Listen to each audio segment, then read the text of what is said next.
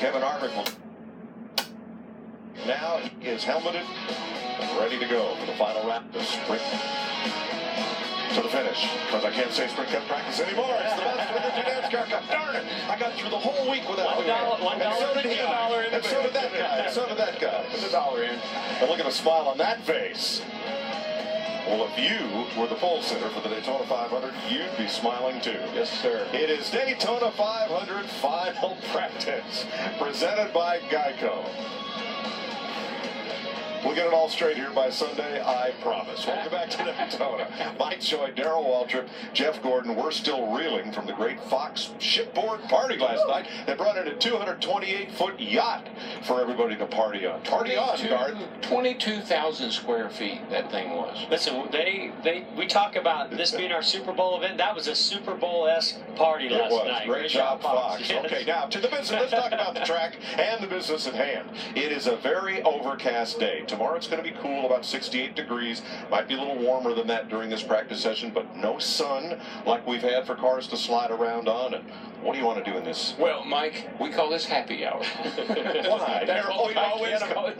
Well, it used to come at the end of the day, so That's it was right. kind of had two different reasons. But that's what you hope. You want to run this car a little bit, whether it's the pole sitter here. You want to run a little bit, be sure everything is good. The engine change, no leaks, no drips, no runs, and then put the car cover on, and get ready to race. So not a lot of practice, but a little bit. I think it sort of comes down to superstitious, being superstitious, because I think there's some out there that really don't want to run. They don't want to get their car out there on the track. They're ready to go for the Daytona 500, fine-tuned, had the practice yesterday, but they just feel like if we don't put our car out on track today and we start the Daytona 500, one little thing goes wrong. Right. Man, the other day we saw a loose wheel on the 22 in the duel on lap 10, 12. So they've got to work through all those tiny little bugs to make sure they're ready to go for 500 miles, just like we're fine-tuning up here. Yeah, and Mike, I'm noticing it. A lot of Chevrolets in this group sitting here waiting to go out. And I just know that Toyotas have sent a message to those other teams. If you're going to beat us, you're going to have to beat us as a team, not as one car at a time. So those Toyotas have lined up. 6 of them yesterday had the fastest times. I think these guys are taking notes. Well, we've got a heavy overcast here and some big stormy-looking clouds. A little bit of mist on some of the onboard camera lenses. Let's go to the garage area about who and who will not practice. Matt Yoakum. And Mike putting a period on DW's comments about the Toyota squadron all flying together. They're going to hang back here in the garage area, all 6 for this final practice session.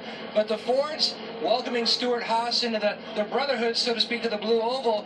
Joey Logano, Brad Keselowski, they're going to team up with the Stuart Haas cars during this session, much like they did in the duel. They're going to run through a few more things. Todd Gordon told me that Joey Logano will probably make 2 runs. Remember, the 2 and 22 put in their race engines yesterday afternoon, so they're pretty confident, though, about what they've got under the hood with this body, with this car. They're pretty excited about their chances for another 500. Vince Welsh? Well, and to echo what Junior was saying, or what DW was saying earlier in the program, some are going to have a little different agenda than others. Some will run in the draft. Some will just run limited laps on their own.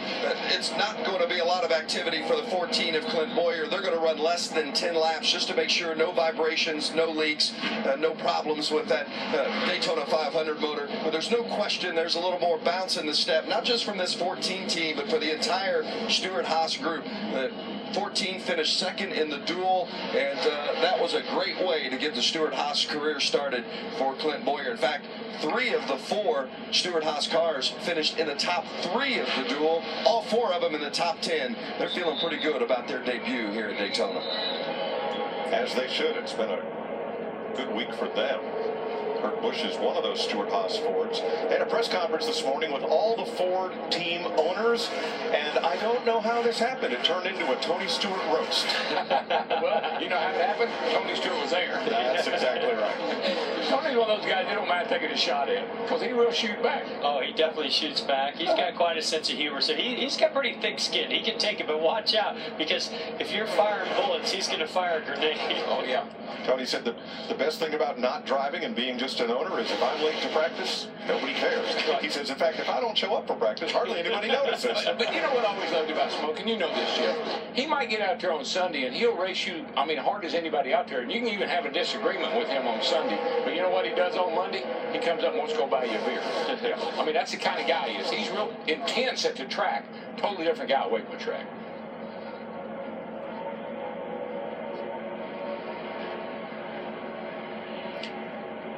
"17 cars on track, 15 in this draft.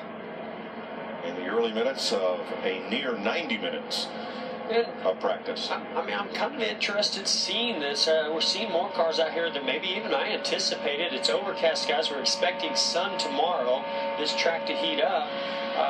You know, so it's not like there's a lot of handling characteristics that you're going to figure out right here. But we talked about the final touches of the Daytona 500 car, engine, transmission, driveline, all those things. Now they want to work out some of those bugs or vibrations or make sure none of them are there. But are they going to dice it up? We certainly see Chase Elliott continues to show his aggressiveness on track that won him the duel the other day, and he's still been doing that in practice yesterday and today. We saw Trevor Bayne jump top to bottom in the short chute going to turn number 1.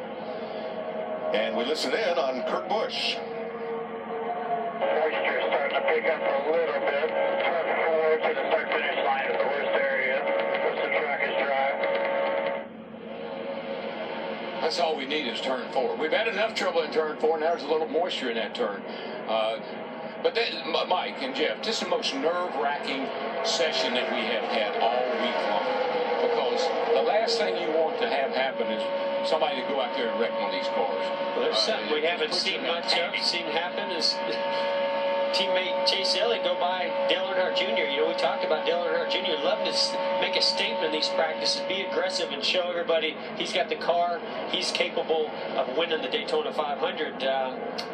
But right there, he falls back in line after a couple cars go by him. Casey Kane quickest so far, and Larry McReynolds, I guess, well, one big difference between this and earlier practices, we now know everyone has their 500 race engine in. Yeah, you had to have it in before final practice. But Jeff, you drove for Hendrick Motorsports for years.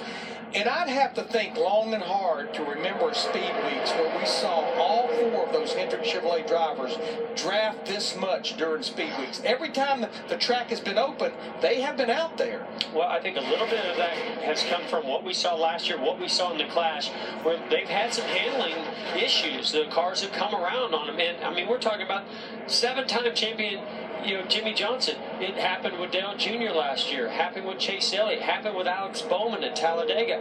Then when we get down here and it happens again, I think all of a sudden they said, you know what, we need to spend a little bit more time tuning our car around other cars in drafting practice. Also, just like DW said, the message has been sent, I think, last year when we saw how organized Toyota was.